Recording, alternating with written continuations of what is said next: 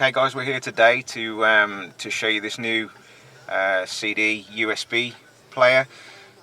We're testing this in the Honda Civic. It's a universal product, so as long as your car comes with a USB media port, you can now add a CD player back into the vehicle. So it's really straightforward. You find the vehicle's USB media port, plug the device in,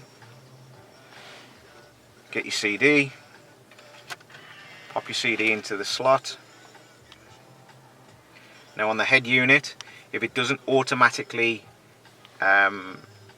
select the source, you need to go to your head unit, you need to select your USB source, and then you can see now that you're playing off the CD. So the slimline design allows you to install the CD player into various locations around the car. It can go in your glove box, it can go in your center console. In this case then we will mount it underneath the glove box.